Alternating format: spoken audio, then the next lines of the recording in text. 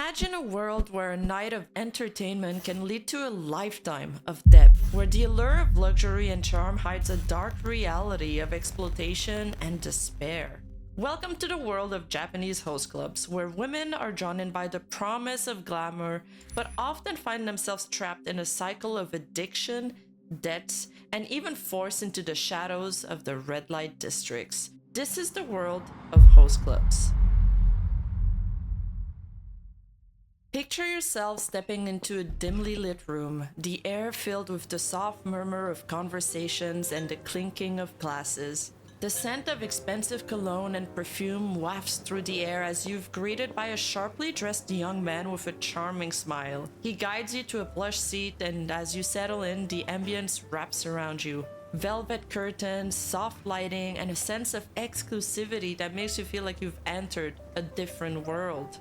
You glance around and notice that you're surrounded by other patrons, all engaged in lively conversations with their hosts. The young man who welcomed you is now seated beside you, introducing himself with a warm, confident tone. He's attentive, pouring your drink with precision and making you feel like you're the center of the universe. As you sip your drinks, he leans in, asking about your day, your interests, your dreams. His questions are personal, yet not intrusive. He makes you feel heard, valued, and understood. As the night progresses, more hosts join your table, each with their own charm and style. One might engage you in playful banter, while another might serenade you with a song during a private karaoke session. The conversation flows easily, lubricated by the drinks that keep coming, each one more expensive than the last. You find yourself laughing, letting go of the day's stresses, and sinking deeper into the allure of the evening. Then comes the champagne call, a moment of celebration where the host encourages you to purchase a bottle of high-end champagne. The price tag is steep, but the thrill of the moment, the cheers, and the attention it brings can be hard to resist. You might hesitate, but the host, with his persuasive charm, makes it feel like a once-in-a-lifetime experience. The bottle is brought out with fanfare, sparklers, and a special toast, making you feel like a VIP. As the night draws to a close, the host thanks you warmly, making you feel appreciated and special.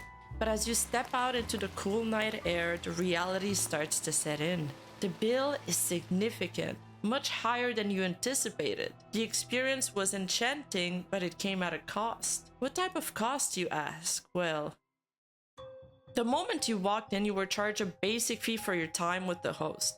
You might have seemed manageable at first, perhaps around 3,000 yens, which is $20, for the first hour, thanks to a special offer for new customers. But as the hours went by, the charges began to stack up. Each additional hour added another 5,000 yen to the bill, and before you knew it, you'd spend 4 hours inside, bringing you the seating fee alone to $120. Then there were the drinks. The first round might have been modest, just a few glasses of whiskey or sake, each priced at 1,500 yen. But as the night wore on and the host skillfully coaxed you into trying something a bit more extravagant, the prices shot up. A bottle of mid-range wine set you back 20,000 yen, and the special champagne you just couldn't say no to? That was another 100,000 yen. Altogether, the drinks totaled an eye-watering 130,000 yen. The private karaoke session, complete with a host singing just for you, seemed like a fun, spontaneous decision, but that fun added a staggering 10,000 yen to the tab. And of course, there was the unspoken expectation to tip the host generously, especially after all the attention they lavished on you.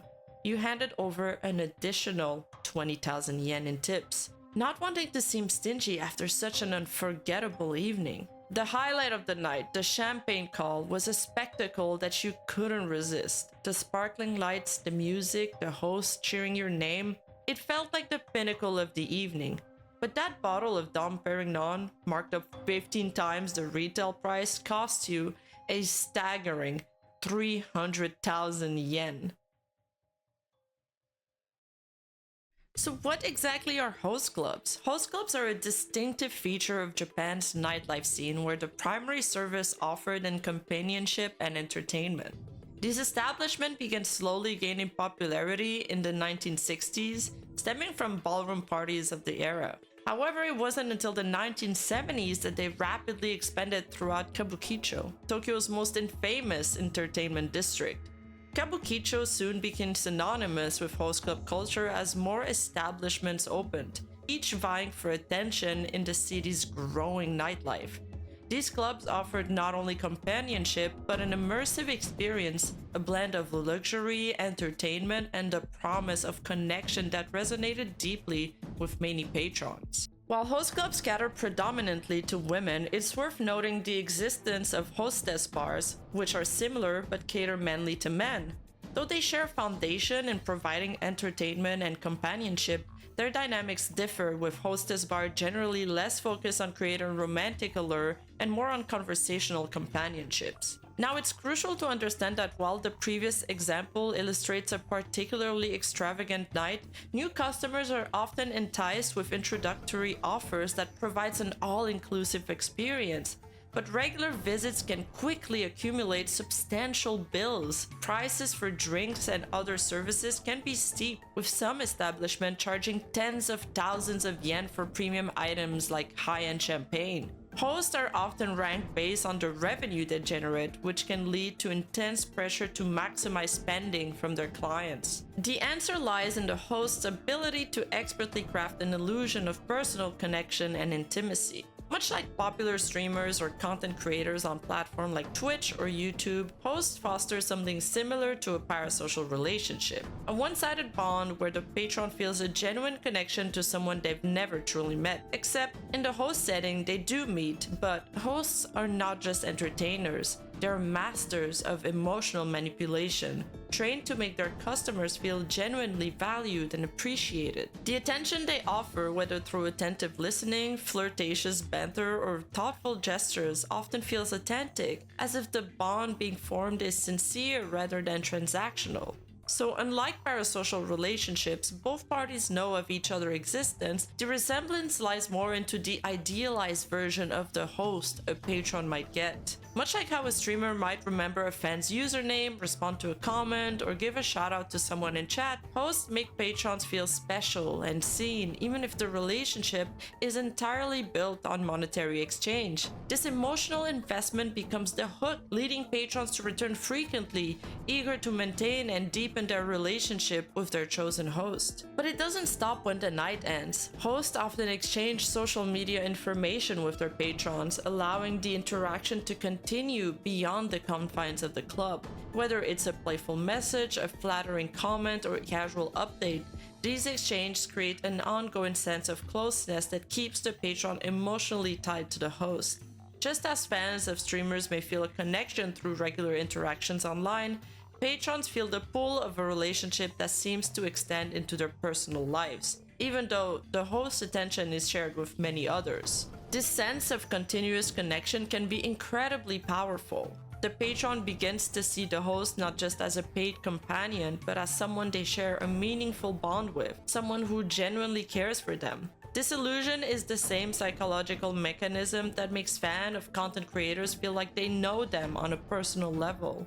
And this is where the allure deepens. Each return visit feels less like a night of entertainment and more like an opportunity to nurture that relationship, to build on the moments shared and to experience the warmth and attention that may be lacking in their daily lives. Over time, this relationship can cloud the patron's judgment, making it easy to overlook the growing financial costs. The emotional attachment to the host often overshadows the reality of the escalating bills, as the patron becomes more invested in sustaining the connection. As the patron returns again and again, the expenses pile up, each visit requiring more spending to keep the experience just as special as the last. Special occasions like birthday celebrations, champagne calls, or personal milestones with the host create additional reasons to splurge, deepening both the emotional and financial ties. In essence, the initial charm of the host club experience evolves into a cycle of repeated visits and escalating costs. Just like fans who subscribe, donate, and buy merchandise to feel closer to a streamer, host club patrons are drawn further into the web of emotional dependency. What begins as a fun night out can quickly spiral into an ongoing financial commitment as the patrons strive to maintain the personal connection that was so carefully cultivated by the host, eventually leading to massive debts. With the rise of social media, a new window into the host club industry has been opened. Many hosts have taken to online platforms to vent their frustration and expose the dark side of working in these clubs. Through blogs, YouTube channels, and social media posts, hosts reveal the immense stress, financial instability, and emotional tolls that comes with the job. Some of the industry's most high-profile hosts have openly shared their struggles with debt, overwork, and exploitation, shedding light on the harsh realities hidden behind the glamorous facade. This digital age has allowed for a broader understanding of how the system entraps both clients and hosts, making it harder for the industry to hide its darker side from the public eye. And while it's easy to cast hosts as the villains in the host club industry, the reality is far more complex. Hosts themselves are often victims of exploitation, caught in a system that pressures them into playing a manipulative role to survive financially. Beneath the surface of their charming smiles and lavish lifestyles, many hosts endure immense stress, financial insecurity, and even personal exploitation. Their actions, which may appear to be manipulative or predatory, are often the result of systematic pressures inherent in the host club industry rather than individual moral failings. First and foremost, hosts are under constant pressure to meet financial quotas. They are typically ranked based on the amount of money they bring into the club, with top-ranking hosts enjoying better pay, more favorable schedules, and additional perks. However, those who fail to meet their targets may face punitive measures including fines, salary deduction, or even dismissal. This creates an environment where hosts are driven to push their clients into spending more, often resorting to emotional manipulation as a survival tactic. In this sense, hosts aren't merely exploiting patrons. They too are being exploited by the system that demands ever-increasing profits. 分からなくなってる。だんだんこう毎日仕事をしとったら結構感覚とかも麻痺してくるんですよ。その好きになるっていう感覚ですか。Many hosts start their careers young, often in their early 20s, drawn by the allure of fast money and the chance to be part of Japan's glamorous nightlife scene. However, the reality is far from glamorous. The working conditions in host clubs can be grueling, with hosts required to work long hours, sometimes up to 12 or 14 hours a night, often with no guaranteed salary. Instead, hosts rely heavily on commission from drink sales and tips from patrons. This means that their income is not only irregular, but directly tied into their ability to coax customers into spending more. In many cases, hosts fall into their own cycle of financial instability, borrowing money from loan sharks or even their clients to keep up appearances. Moreover, many hosts face psychological and emotional tolls as a result of the job. While their role is to offer emotional support and companionship to clients, they often have little opportunity to nurture their own mental well-being. The pressure to maintain a persona of constant charm and availability can lead to burnout, depression, and even substance abuse. In fact, some hosts develop emotional dependencies on their clients in much the same way that patrons do with them, creating a cycle of mutual exploitation that is driven by financial and emotional needs. Additionally, hosts, like their clients, are often drawn into the financial exploitation practices of the industry. As patrons are encouraged to spend more on high-end drinks and services, hosts are similarly pressured by management to maintain a certain image. Many hosts invest large amounts of their own earning back into their appearance, spending on designer clothes, cosmetic procedures, and expensive grooming treatments to remain competitive. This creates a financial burden for the hosts, who are often trapped in a cycle of debt, just like their patrons. The exploitative nature of the industry also extends to the way hosts are treated by their employers. While some hosts may be highly successful, many find themselves in precarious working conditions with little to no job security. The host club industry operates on a commission-based pay system, meaning that if a host is unable to generate enough revenue, they could be left with nothing at the end of a long night's work. This uncertainty adds to the pressure on hosts to constantly perform and meet their financial goals, pushing them further into manipulative behavior, not out of malice, but out of necessity. In essence, the exploitative structures that trap patrons in cycles of debts and dependency are the same ones that trap hosts in cycles of manipulation and financial insecurities. Both parties, though seemingly on opposite sides of the transactions, are victims of a larger system that prioritizes profits over people. The hosts, much like clients they serve, are navigating a precarious and often dangerous environment, one that exploits their vulnerabilities for financial gain. Understanding this dynamic is key to appreciating the full scope of exploitation within Japan's host club industry. So, having understood that inherent risk involved with Japanese host club, what is the Japanese government doing to regulate these franchise? Well, from the perspective of the Japanese government, host clubs, like many other nightlife establishments, falls under the scope of the Fuzoko Eigiyo law, also known as Japan's adult entertainment business law. This law, which governs various entertainment establishments such as bars, clubs, and even hostless clubs, seeks to regulate these businesses to ensure they operate within legal boundaries and do not contribute to criminal activity or social disorder. For years, this regulation was fairly lax, allowing host clubs to flourish with minimal interference. However, in recent years, there has been a noticeable shift in how host clubs are viewed and regulated by authorities, driven by increasing concerns over the darker aspects of the industry. One of the major issues that prompted tighter regulation is the aggressive financial practices within the host club industry. Reports of patrons, particularly young women, accruing massive debts due to the manipulative sell tactics of hosts have become more common. Some patrons, lured by the emotional bonds fostered in these clubs, found themselves financially devastated and vulnerable, sometimes being coerced in sex work or other exploitative arrangements to pay off their debts. These predatory practices attracted governmental attention, especially as public awareness of these issues grew through media coverage and online exposés. Another significant concern is the industry's ties to organized crime, specifically the Yakuza.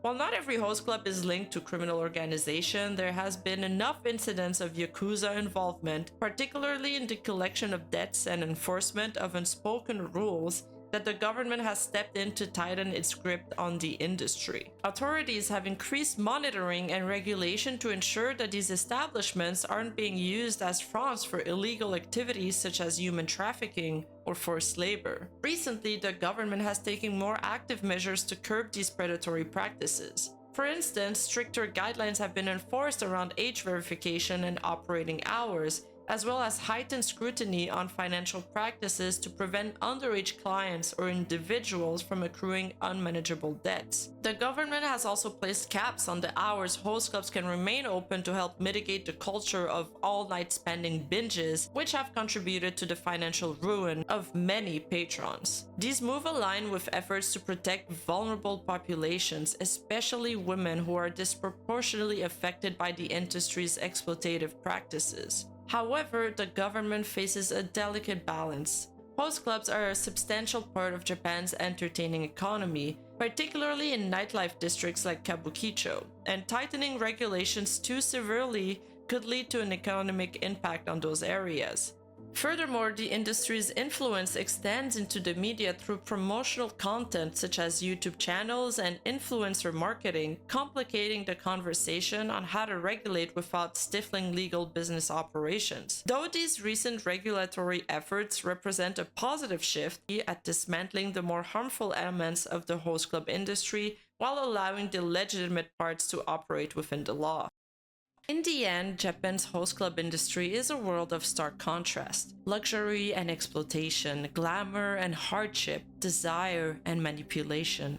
In a country where 40% of citizens admit to feeling lonely, It's no surprise host clubs have become so ingrained into their culture. After all, loneliness has become a widespread societal condition applied to which strikes significant portion of the population across all demographics. But host clubs sell you a dream, a moment of respite from your troubles. But for many trapped into its vicious cycle, is it really a dream or a nightmare?